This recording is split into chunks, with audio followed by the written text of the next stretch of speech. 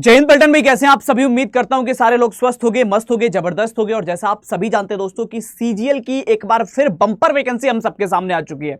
जी हां, इस बार फिर इतिहास की कह सकते हैं सेकंड हाईएस्ट वैकेंसी, 17,000 से ऊपर पद देखने को मिले हैं एसएससी सीजीएल के अंदर। तो इस वीडियो के माध्यम से हम कम समय में जानेंगे उस नोटिफिकेशन में क्या था, साथ ही साथ एसएससी सीजीएल क्या होता है, इसके अंदर क्या क्या पोस्ट हैं, साथ में क्या एज क्राइटेरिया है, कौन से लोग इसके फॉर्म को अप्लाई कर सकते हैं, क्या सैलरी मिलेगी, क्या सिलेबस है, एग्जाम पैटर्न क्या है, उन सभी मुद्दों पर बात करने वाले हैं। तो आइए शुरू करते हैं बिना किसी देरी के। सबसे पहले मैं आपको बता दूं, सीजीएल की जो फुल फॉर्म होती है वो होती है आपकी कंबाइंड ग्रेजुएट लेवल। यानी कि सिंपल सा है कि नाम से आप क्लियर कर पा रहे हैं कि ग्रेजुएट वाले विद्यार्थियों के लिए एक बहुत बेहतर वैकेंसी होती है।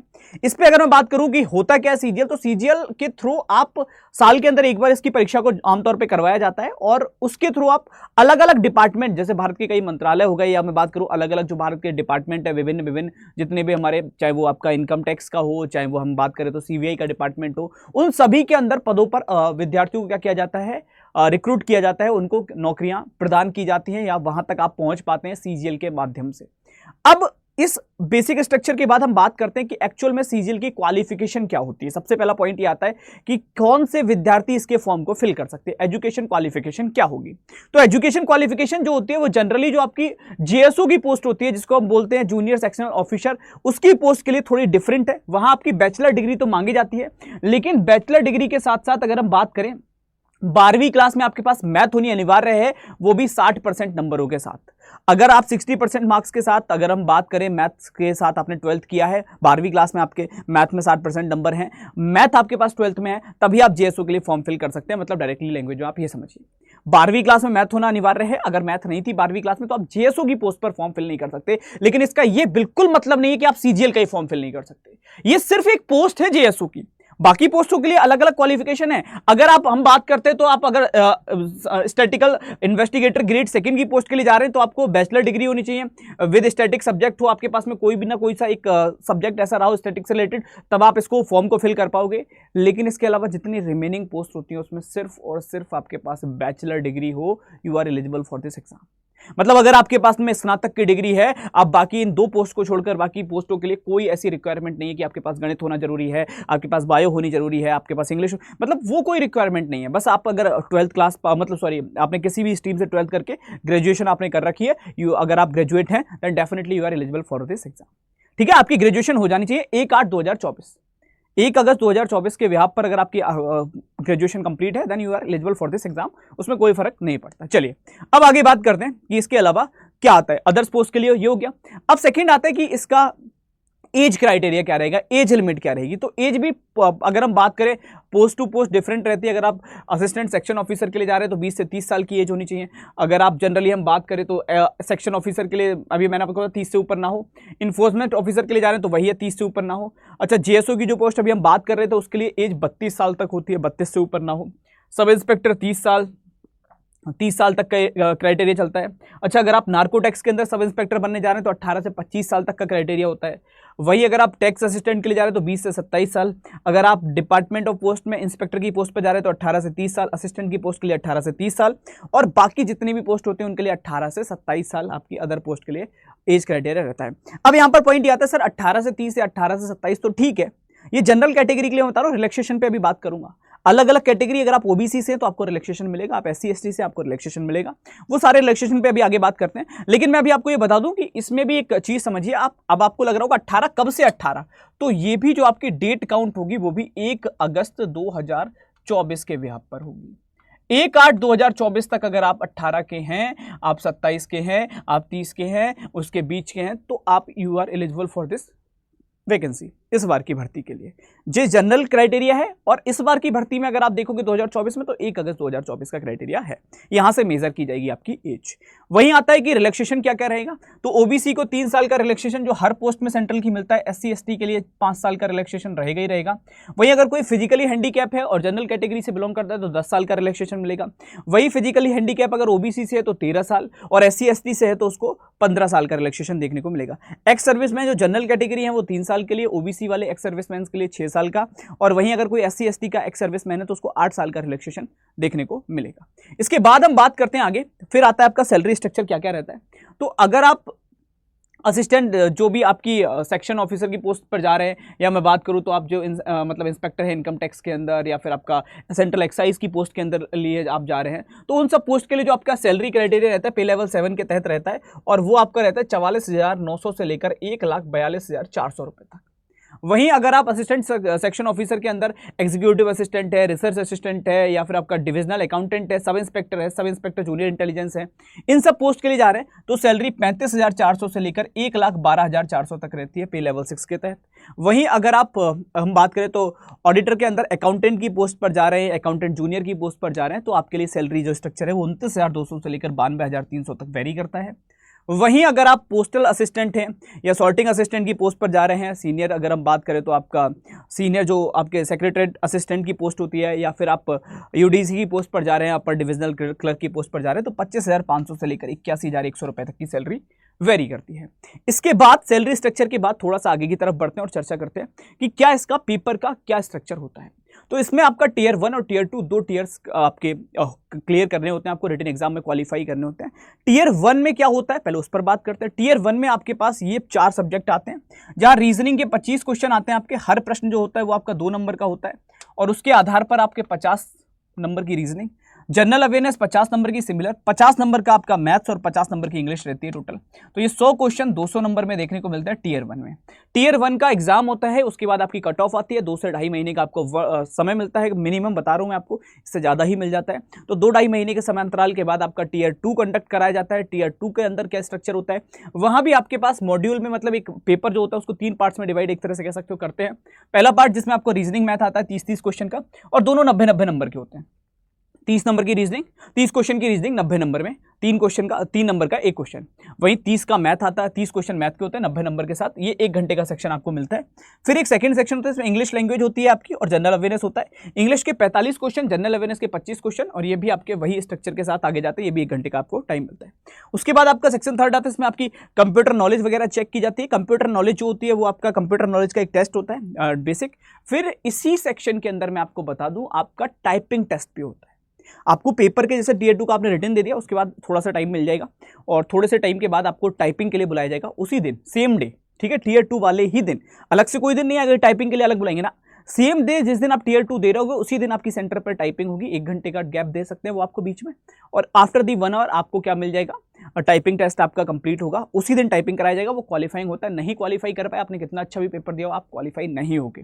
तो कंप्यूटर एक बहुत इसमें एक रिटन पॉइंट से भी बात करूं, टाइपिंग पॉइंट से भी बात करूं, एक बड़ा रोल लेकर आता है। क्वालिफाई करना ही करना पड़ेगा दोस्त, वरना बहुत दिक्कत आने वाली है। उसके बाद हम बात करते, कई लोग अभी आपने सुना भी होगा कि बड़ा अच्छा स्कोर किया लेकिन कंप्यूटर में क्वालिफाई नहीं थे, इसलिए रह गए। तो वो समस्या बहुत होती है, तो इसलिए कंप्यूटर पे भी फोकस करना पड़ता है, बेसिक नॉलेज पूछी जाती है इसमें। फिर आते हैं इसके बाद सिलेबस के ऊपर। रीजनिंग का जो इंपॉर्टेंट टॉपिक्स बनते हैं इसके एग्जाम के पॉइंट ऑफ व्यू से 2023 को एनालाइज करके अगर हम देखें, 22 को देखें, तो क्लासिफिकेशन हो गया, एनालॉगी हो गई। एनालॉगी में खास तौर पे जो अभी एक मिसिंग नंबर वाली फॉर्म की एनालॉगी आने लग गई है, वो क्वेश्चंस जिसमें आपके पास ब्रैकेट्स में नंबर दिए होते हैं, कोई भी 3 नंबर दे देगा, फिर दूसरी ब्रैकेट में दे देगा, और 4 ऑप्शन में ब्रैकेट होती है आपके पास में, और वहां से आपको चेक करना होता है कि कौन सा सही है। तो वो सारा रहता है analogy, coding, decoding, paper folding method हो गया आपका, मैट्रिक्स हो गया, वर्ड फॉर्मेशन है, वेन डायग्राम है, direction distance, blood relation, verbal reasoning हो गई, नॉन वर्बल का पार्ट हो गया, सिटिंग हो गया, पजल हो गया, सीरीज हो गया। ये मेनली आपका पूरा पोर्शन रहता है। पजल खैर इसमें इतना नहीं आता सीजीएल में, और अभी रिसेंटली अगर आप देखोगे तो सिटिंग पर भी उतना फोकस नहीं था जितना एनालॉगी एंड ऑल बाकी सारे चैप्टर रहे हैं।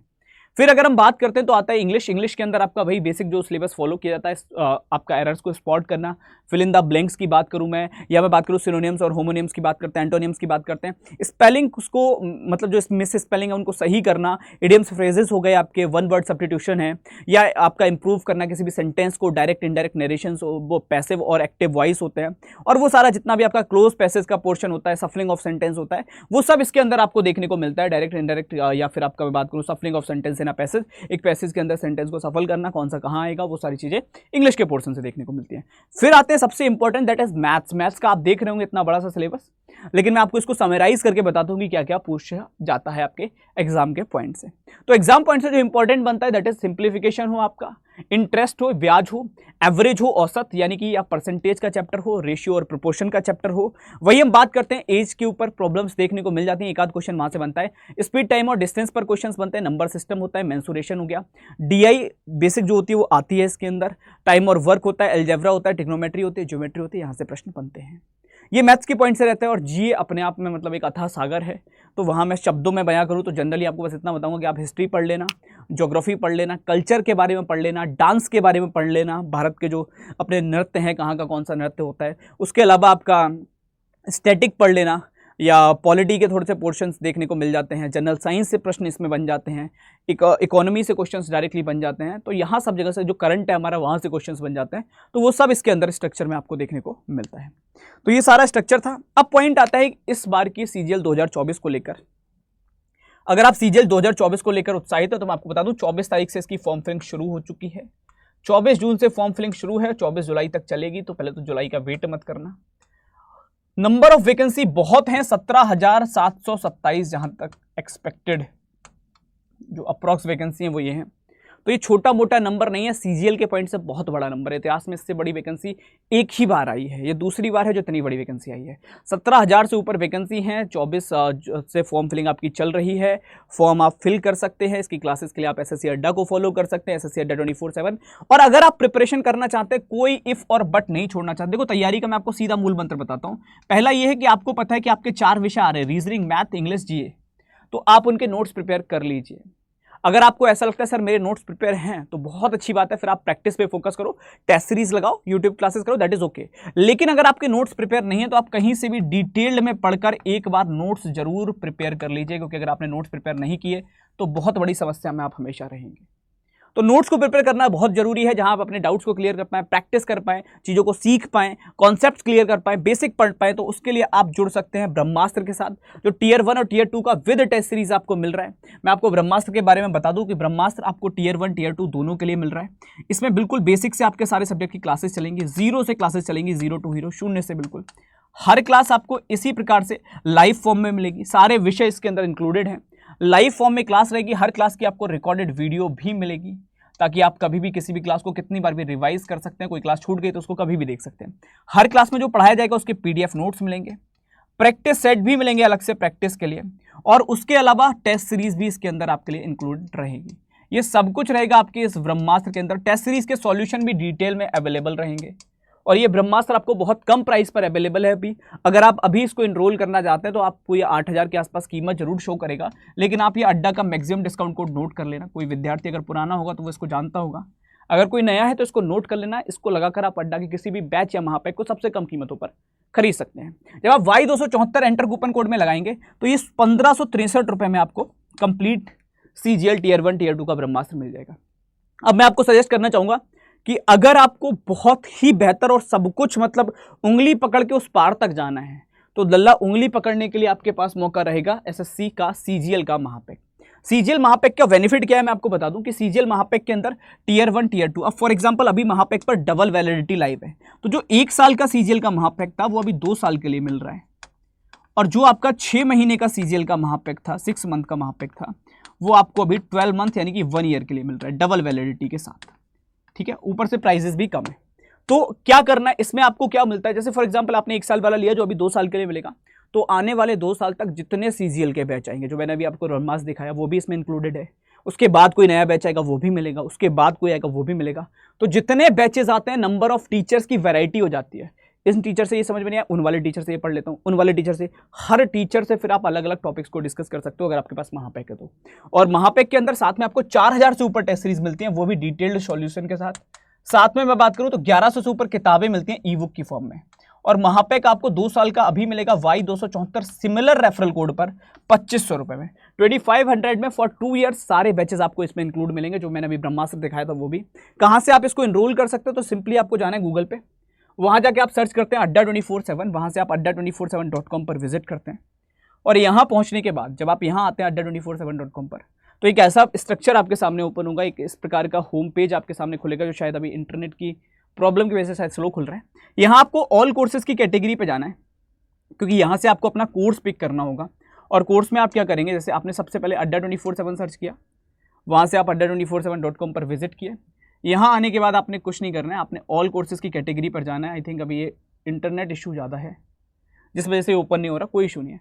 तो जब आप ऑल कोर्सेज की कैटेगरी पर यहाँ पर जाएंगे तो वहाँ आपको एक एग्जाम कैटेगरी पिक करने का मौका मिलेगा जिसमें एसएससी शो करेगा। जैसे ही आपने इस पर क्लिक किया तो इस प्रकार से एग्जाम कैटेगरी है कि एसएससी पे आप आ गए, यहां से आप सीजीएल पर जाएंगे। अब इनकेस आपको ब्रह्मास्त्र सिर्फ बैच लेना है तो आप बैच पर भी आ सकते हैं। आप देख पा रहे होंगे ये ब्रह्मास्त्र का बैच है, इसके अंदर आपको क्लासेस भी मिल रही हैं, 946 टेस्ट सीरीज मिल रही हैं डिटेल्ड सॉल्यूशन के साथ, 946 टेस्ट सीरीज है।